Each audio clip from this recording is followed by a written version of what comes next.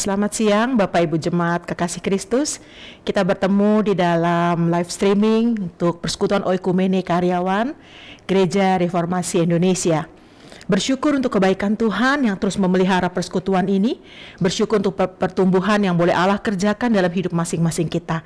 Mari sebelum kita masuk dalam perenungan firman Tuhan, kita berdoa, kita mohon pimpinan Tuhan. Kita bersatu dalam doa. Kami datang di hadapan Tuhan bersyukur dan berterima kasih untuk kebaikan-Mu dalam hidup kami. Karya penebusan yang Kau kerjakan dalam hidup kami membuat kami kembali hidup, membuat kami kembali disegarkan, membuat kami terus bertumbuh dalam kebenaran firman-Mu. Engkau mau mati untuk kami supaya kami hidup, dan biar hidup ini boleh kami persembahkan untuk-Mu. Terima kasih Bapa, Engkau menuntun kami di dalam perenungan firman-Mu. Hamba-Mu yang sudah Engkau persiapkan, biarlah Engkau terus memakai dia, dan untuk hanya sebagai alat bagi kemuliaan nama-Mu saja.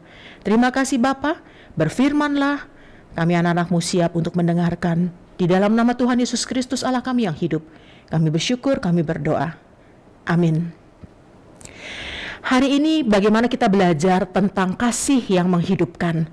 Perenungan kita terambil dari 1 Yohanes 4 ayat 9 sampai 12. Kita buka 1 Yohanes 4 ayat 9 sampai 12. Saya akan bacakan. Demikian firman Tuhan. Dalam hal inilah kasih Allah dinyatakan di tengah-tengah kita, yaitu bahwa Allah telah mengutus anaknya yang tunggal ke dalam dunia, supaya kita hidup olehnya. Inilah kasih itu.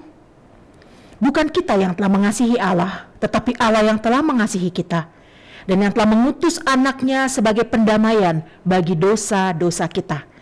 Saudara-saudaraku yang kekasih, jikalau Allah sedemikian mengasihi kita, maka haruslah kita juga saling mengasihi. Tidak ada seorang pun yang pernah melihat Allah. Jika kita saling mengasihi, Allah tetap di dalam kita, dan kasih-Nya sempurna di dalam kita. Kita bersyukur baru-baru saja kita boleh merayakan Paskah. Kebangkitan Tuhan yang terus memotivasi kita untuk berkarya baginya. Kasih yang sudah menghidupkan. Kasih yang memberikan kita pengharapan akan masa depan kita. Ada kehidupan kekal di sana. Seorang penginjil India, Sundar Singh, dia menulis tentang kebakaran hutan di pegunungan Himalaya yang ia saksikan sendiri ketika ia sedang melakukan perjalanan. Saat itu banyak orang yang berusaha untuk memadamkan api. Namun ada sekelompok orang yang memandangi sebuah pohon yang dahan-dahannya mulai dijilati api. Mengapa demikian? Mengapa menjadi pusat perhatian orang? Karena ada seekor induk burung dengan panik terbang berputar-putar di atas pohon itu. Induk burung itu terus mencicit kebingungan. Seakan-akan dia mau mengatakan butuh pertolongan bagi anak-anaknya yang masih ada di dalam sarang di situ. Ketika sarang itu mulai terbakar, induk burung itu tidak terbang menjauh. Sebaliknya ia justru menukik ke bawah. Dia melindungi anak-anaknya dengan sayapnya. Dan dalam sekejap, ia beserta anak-anaknya hangus menjadi abu. Lalu Singh berkata kepada orang-orang di sekitar itu, kita baru saja melihat hal yang luar biasa. Allah menciptakan seekor burung yang memiliki kasih dan pengabdian yang begitu besar untuk anak-anaknya. Dia rela memberikan nyawanya untuk melindungi anak-anaknya. Kasih seperti itulah yang membuatnya turun dari sorga. Dia mengambil rupa menjadi manusia. Kasih itulah yang membuat Kristus rela mati sengsara demi kita. Cerita di atas adalah ilustrasi yang mengagumkan akan kasih Kristus. Kita juga akan takjub dan terus akan takjub ketika kita mengetahui makna kematian Kristus di kayu salib untuk kita. Di sanalah Kristus memberikan nyawanya untuk kita, supaya kita hidup, supaya kita beroleh hidup yang kekal. Bapak Ibu Jemaat Kekasih Kristus, kalau kita katakan bagaimana caranya ketika kita mencoba untuk menghadirkan kasih Allah dalam hidup sehari-hari. Sebuah hubungan tidak dapat hidup jika di dalamnya tidak terdapat kasih. Ya, ternyata menghadirkan kasih Allah di dalam hidup sehari-hari membutuhkan proses yang panjang. Dalam proses ini seringkali kita mengalami kekecewaan. Mengapa demikian? Karena mendapatkan respon yang tidak seimbang. Kita bukankah seringkali mengharapkan respon yang seimbang ketika kita mengasihi orang, dan kita berharap orang itu juga mengasihkan, memberi hal yang sama buat kita, memberi kasih yang sama buat kita. Tapi coba kalau kita lihat kasih Allah dalam hidup kita, kita renungkan kembali. Allah memberikan dirinya buat kita. Dia terus mengasihi kita walaupun kita manusia menolak dia. Kasih yang Allah berikan adalah kasih yang akan membentuk karakter dan kepribadian kita, agar kita belajar untuk tidak lagi egois dan memikirkan diri sendiri, tetapi bagaimana menyatakan kasih Allah agar semakin banyak orang mengenal Dia. Bicara kasih Allah, kita tahu kasih yang tak pernah lekang dimakan waktu. Kasih Allah, kasih yang tidak pernah berubah, kasih yang selalu ada dan sama untuk tiap manusia. Tuhan menghendaki setiap orang Kristen, yaitu kita, memiliki kasih yang murni, the true love. Kasih yang bukan pura-pura, kasih yang sungguh-sungguh lahir dari ketulusan hati kita. Tapi bukankah ketika kita menyatakan kasih itu, kita seringkali juga tanpa kita sadari mengucapkan kalimat yang lebih kurang seperti ini, bukan? Syarat dan kondisi berlaku, atau syarat dan ketentuan berlaku, sama seperti kita sering mendengar di berbagai produk atau di berbagai event, di berbagai promosi atau apapun itu. Kalimat itu hampir seringkali kita dengar dalam kehidupan kita. Kita melamar pekerjaan, kita mengikatkan diri dalam sebuah kontrak, diskon, atau dan sebagainya. Sulit rasanya kita menemukan suatu transaksi kehidupan, katakan ya, yang benar-benar tanpa syarat, yang benar-benar tanpa ketentuan. Seringkali bukan kita seringkali menghadapi satu kenyataan, saya pingin atau saya selalu merindukan hal yang sama yang orang perlakukan pada saya. Tetapi kenyataannya tidak seperti itu, bukan? Kasih Allah tidak demikian. Tidak ada syarat dan ketentuan berlaku. Kasih Allah adalah kasih yang agape. Kasih di mana walaupun kita melakukan banyak kesalahan, Dia tetap mengasihi kita. Meskipun kita berulang kali menyakiti Dia, Dia tetap mengasihi kita dan mencintai kita. Benar-benar kasih yang sempurna yang Allah berikan buat kita. Kalau kita lihat lagi di dalam 1 Yohanes 4 tadi, bagaimana kasih Allah yang memberikan anaknya yang tunggal buat kita. Dia memberikan satu-satunya milik yang berharga, yaitu Yesus Kristus sebagai ganti untuk penebusan dosa kita. Kasih Allah yang tak bersyarat. Kasih Allah yang tak bersyarat itu kalau kita perhatikan di dalam ayat yang ke-10, mari kita lihat sama-sama. Inilah kasih itu, bukan kita yang telah mengasihi Allah, tetapi Allah yang telah mengasihi kita, dan Dia telah mengutus anaknya sebagai pendamaian bagi dosa-dosa kita. Ada 3 hal yang saya mau bagikan untuk Bapak Ibu Saudara. Yang pertama adalah dimulai dari Allah sendiri. Dimulai dari Allah sendiri. Apa yang dikatakan di situ? Bahwa di bagian sebelumnya Rasul Yohanes sudah menerangkan kasih itu berasal dari Allah di ayat 7a. Ya, kasih berasal dari Allah. Lalu bahkan orang-orang yang mengasihi pun berasal dari Allah di ayat 7b. Allah bukan hanya sebagai sumber kasih. Allah adalah kasih di ayat 8.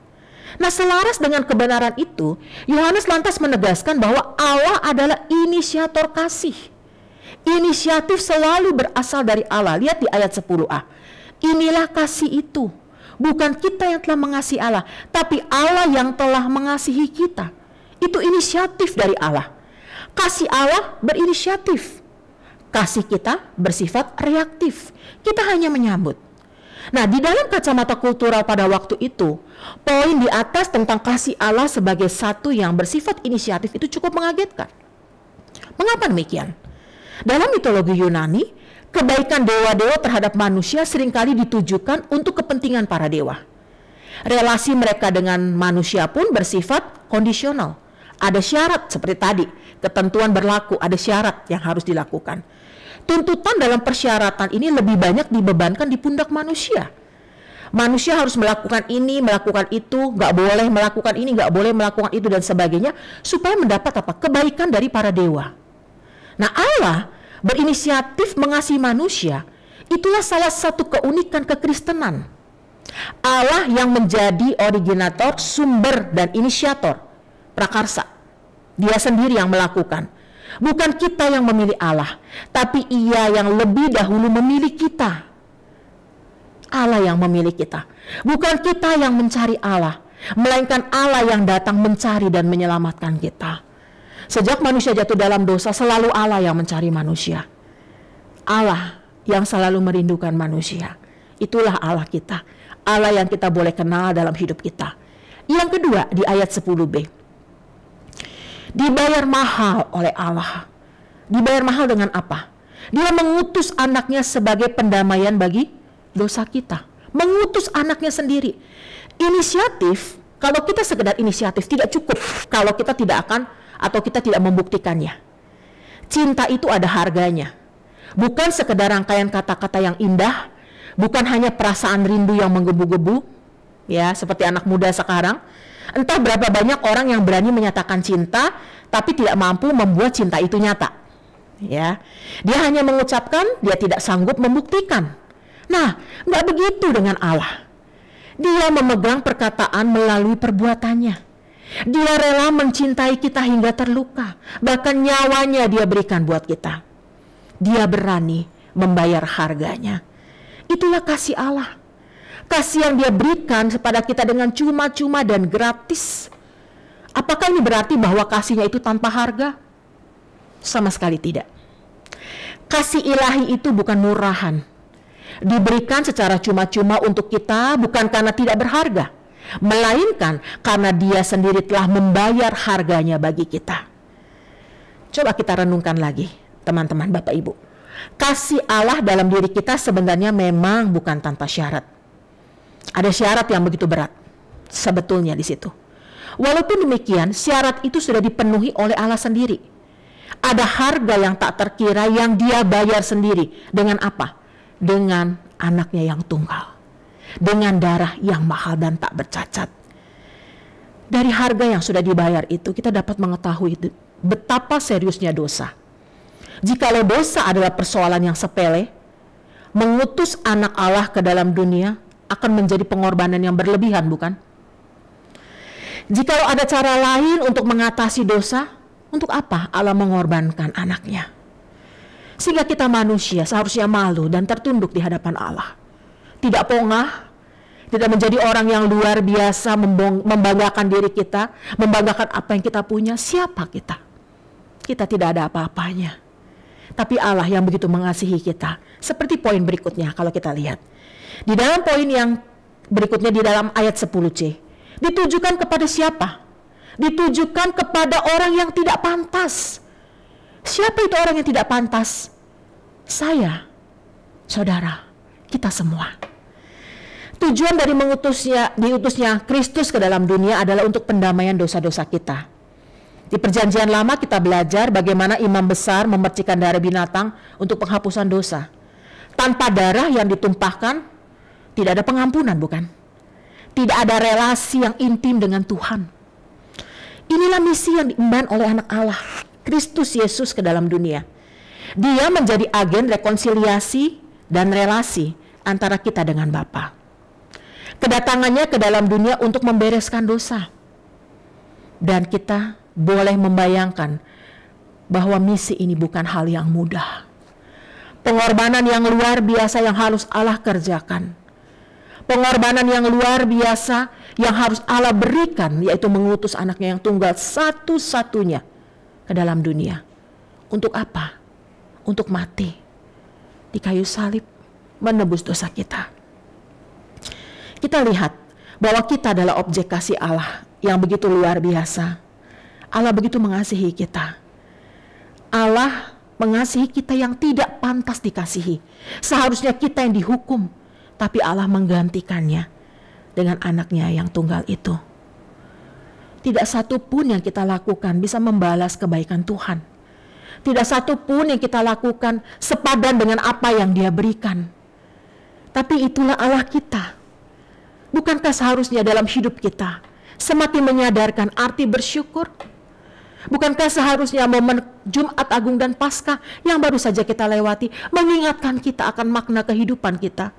Kepastian, keselamatan kekal Dia berikan. Bapak Ibu jemaat kekasih Kristus, Ketika kita sudah ditebus oleh Allah, kita sudah ditebus dari cara hidup kita yang sia-sia. Apa yang harus kita lakukan? Kita harus bertransformasi. Kita harus melakukan perubahan dalam hidup kita. Transformasi hidup adalah perubahan, baik yang bersifat radikal atau seketika, maupun progresif atau bertahap. Hal ini untuk memampukan manusia yang sudah jatuh ke dalam dosa dapat kembali melakukan hal yang benar menurut Tuhan. Kembali kepada Allah, kembali kepada kasih-Nya. Transformasi berasal dari dua kata, trans dan form. Trans adalah dari sisi yang satu berpindah ke sisi lainnya, atau melampaui. Form adalah berarti bentuk. Jadi transformasi berarti perubahan bentuk yang lebih atau melampaui perubahan bungkus luarnya saja. Kalau kita lihat bagaimana seekor kupu-kupu bermetamorfosis sempurna.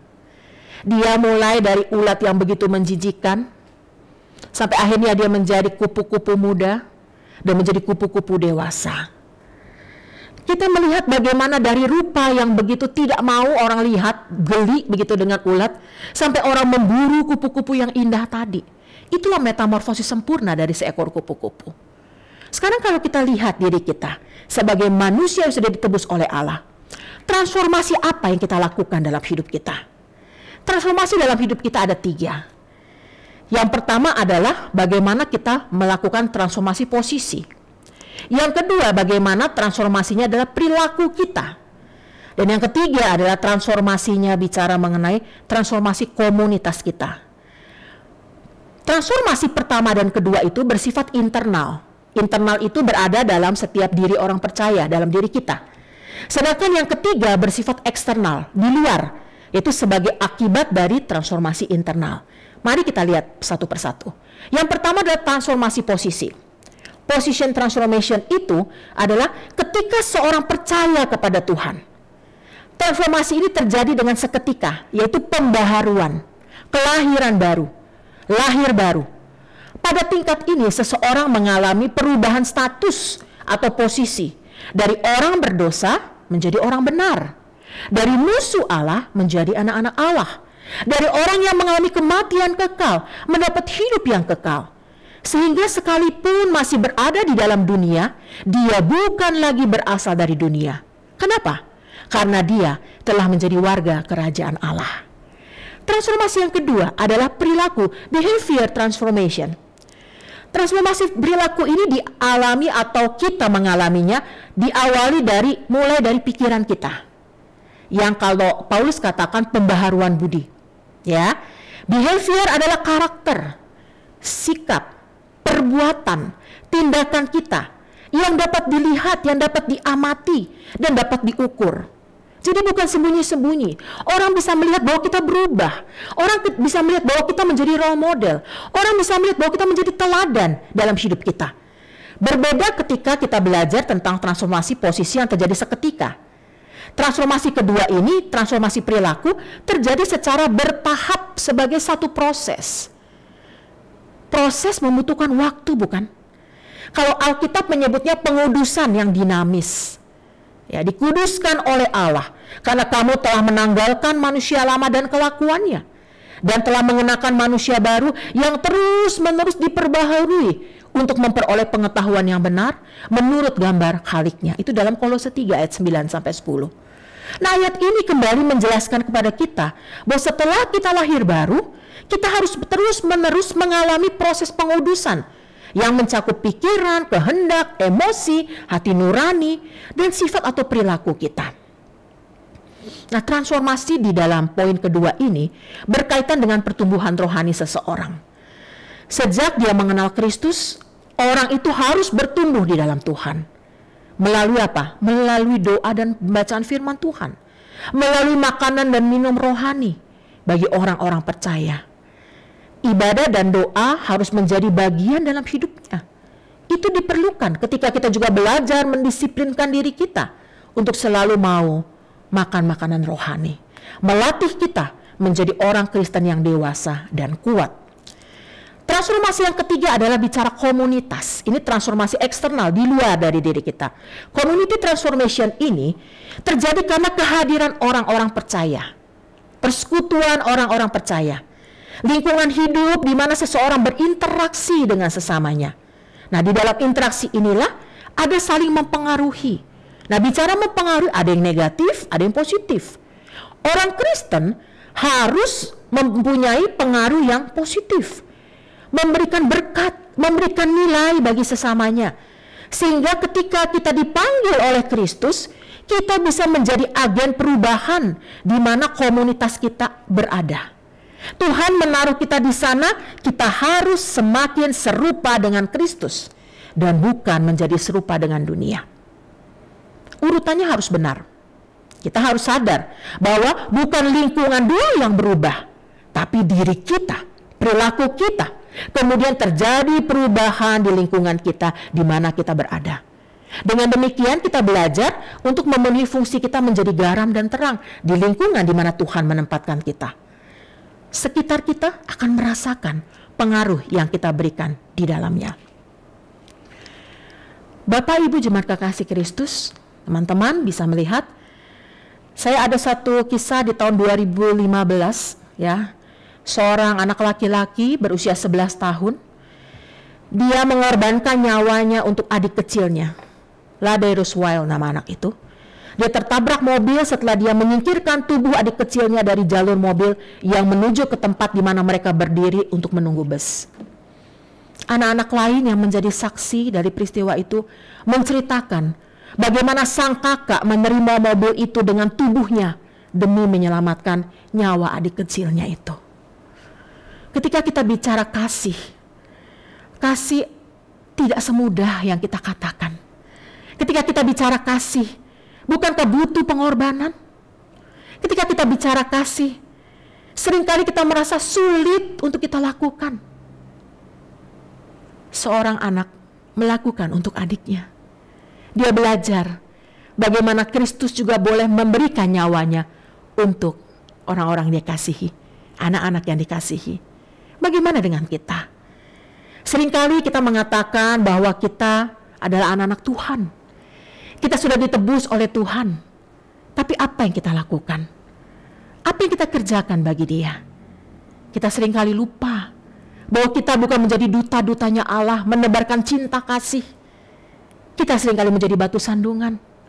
Kasih yang menghidupkan tidak lagi menjiwai hati pikiran kita, tidak lagi menjiwai perilaku kita, tapi kita seringkali lebih sibuk dengan dunia kita, keegoisan kita. Mari sama-sama kita melihat slide yang berikut ini. D.L. Moody, bagaimana seorang hamba Tuhan ini menyatakan tentang iman. Iman yang membuat segalanya menjadi mungkin. Kasih yang membuat segalanya menjadi mudah. Alkitab akan menahan Anda dari dosa, atau dosa akan menjauhkan Anda dari Alkitab. Bagaimana keseharian kita? Ini menjadi tugas kita, bukan? Sampai Tuhan memanggil kita pulang. Apa yang sudah kita lakukan buat Dia? Apa yang sudah kita kerjakan dalam keseharian hidup kita? Orang yang beriman, orang yang menyatakan beriman kepada Tuhan, seharusnya kita melakukan, bukan? Apa yang kita sudah ucapkan. Jangan sampai dosa membuat kita terpisah dari Allah. Jangan sampai membuat dosa membuat kita enggan menyapa Allah di dalam keseharian kita.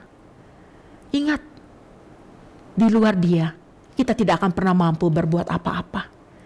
Di luar Kristus, kita bukan siapa-siapa. Dialah yang membuat kita berharga di matanya. Dialah yang mengangkat kita.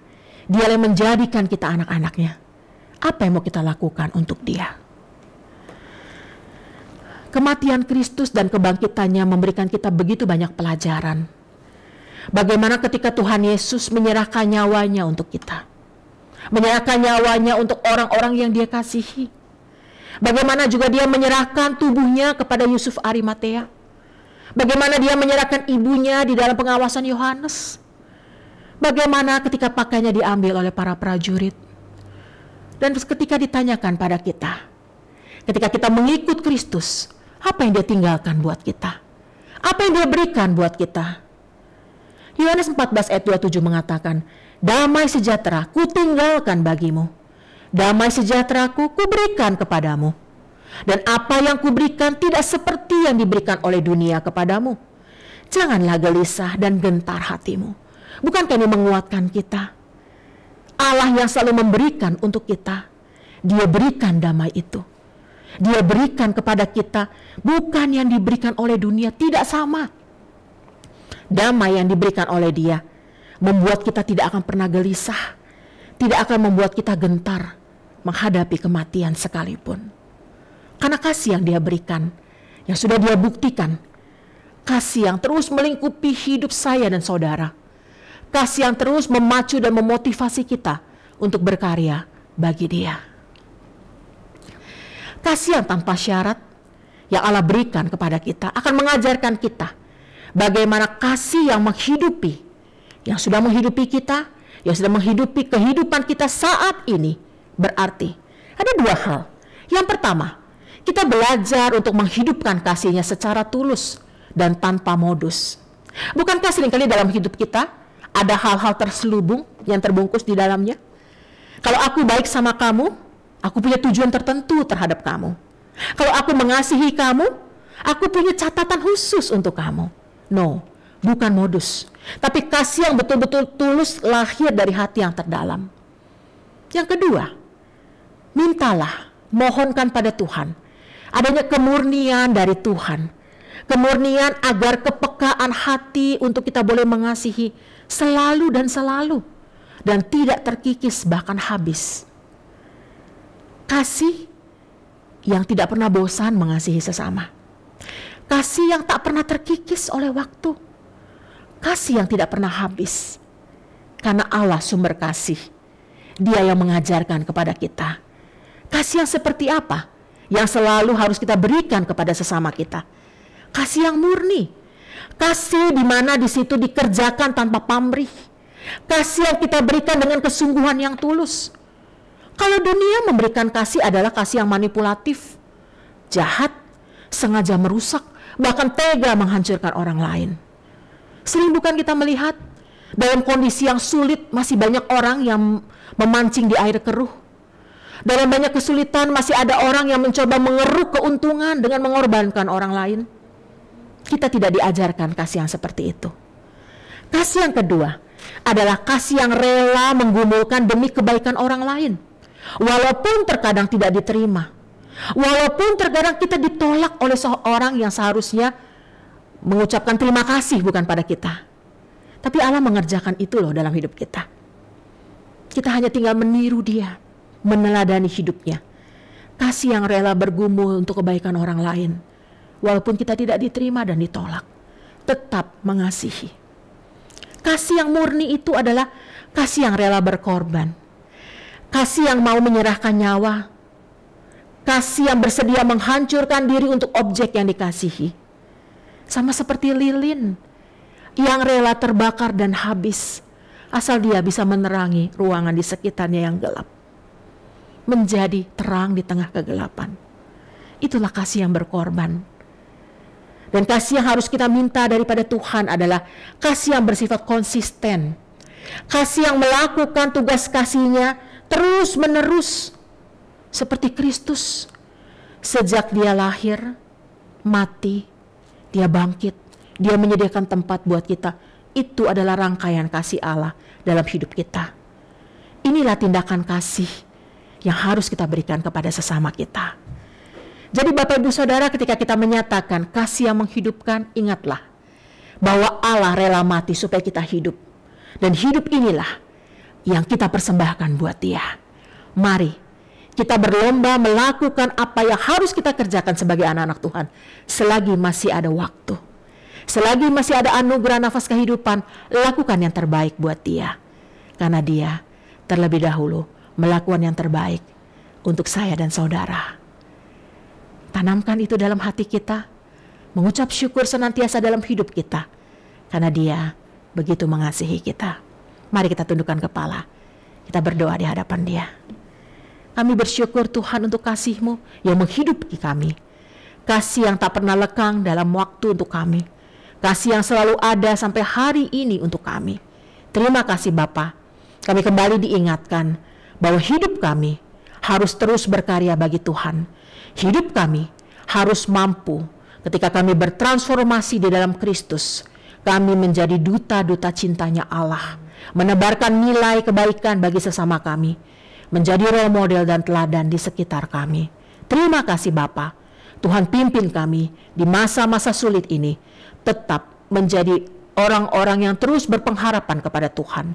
Tetap menjadi orang-orang yang terus hidup dekat dengan Tuhan. Karena kami tahu di luar Engkau kami tidak akan pernah mampu berbuat apa-apa. Terima kasih Bapa. Terima kasih untuk cinta kasih-Mu. Terima kasih untuk segala sesuatu yang sudah Engkau berikan kepada kami. Allah yang imanen dekat dengan kami. Immanuel, Allah beserta dengan kami.